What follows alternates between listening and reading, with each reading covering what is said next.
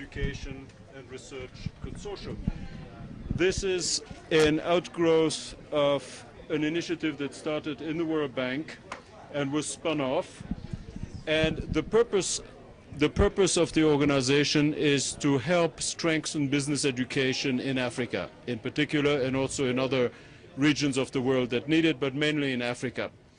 So the way we work is we went to see a number of the top business schools of this world and asked them if they shared this desire to collaborate with African colleagues in order to strengthen business schools in Africa.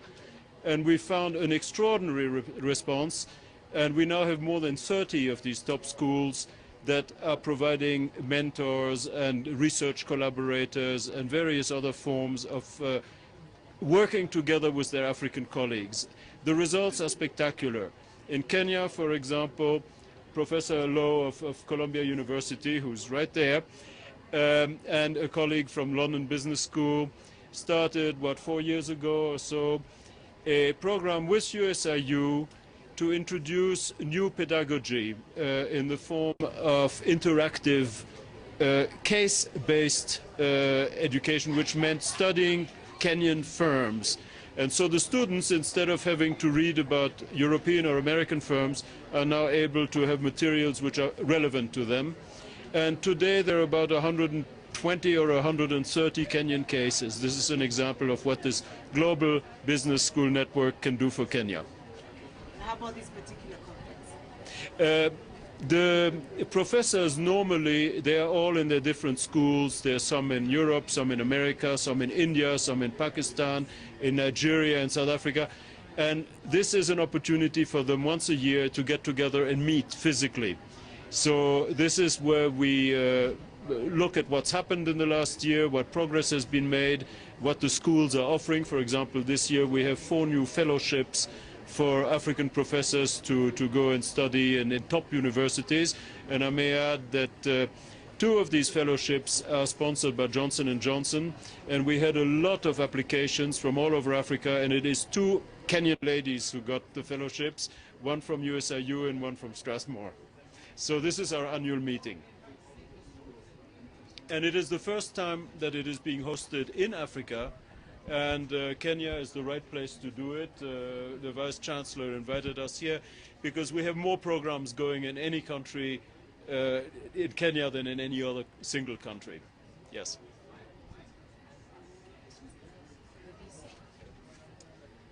Well, I was about the host, being the host. Oh, being the host. This has been very exciting for us. The university, as he mentioned, was involved with Columbia, and our relationship is just blossoming and blossoming. We are now going to be doing some additional projects with Columbia University. It's been an opportunity to meet people from places like University of Dar, and MIT is here, and we have University of California, Berkeley, INSEAD out of France, ESSE out of Spain. So it really kind of falls in line with the international in our name, in being able to bring people from so many different parts of the world and so many of the top business schools. I think Columbia is probably right among the top 5 in the world in terms of business schools. And we think this can only help to build capacity at the universities here in Kenya as well as other parts of Africa. And the collaboration that you have with the corporate groups?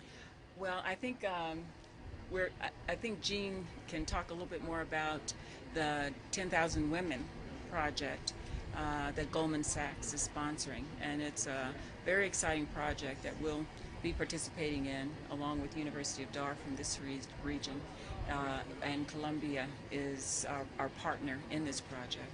But I think he can talk a lot more about the initiative and why Goldman Sachs decided to get involved in that.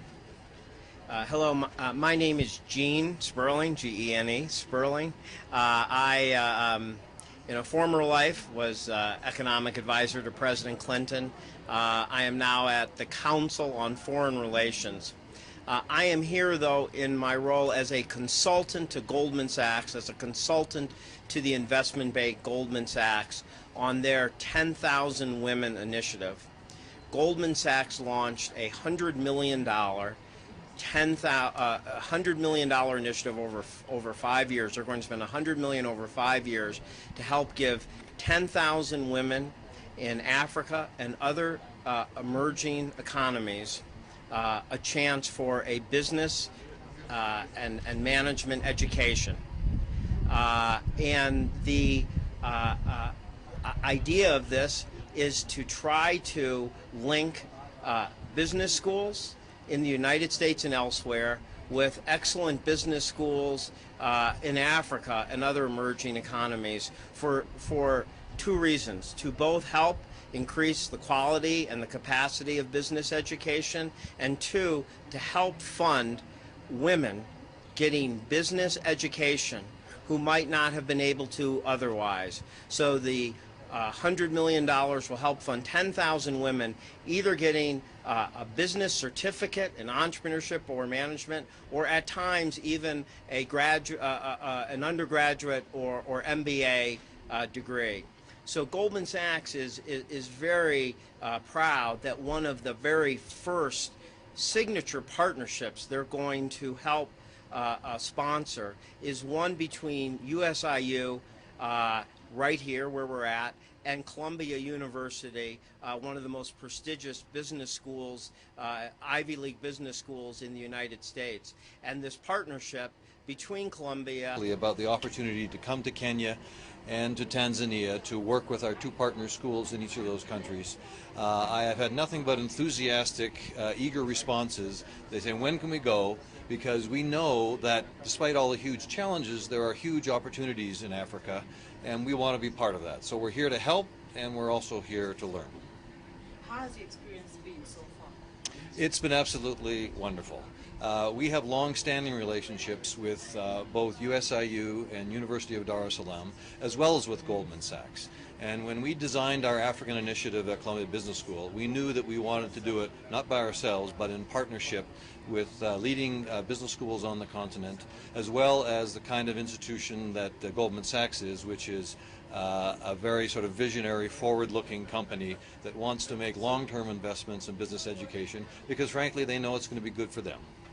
And I just want to stress that, as you're saying, Goldman Sachs will be funding several other partnerships like this throughout Africa and other emerging economies. And one of the other partnerships is another partnership with Columbia and the University of Dar es Salaam. But we also will be having women getting, again, full scholarships for business education, and having these partnerships in addition to Kenya and Tanzania, in Nigeria and Zambia as well. And Rwanda and South Africa.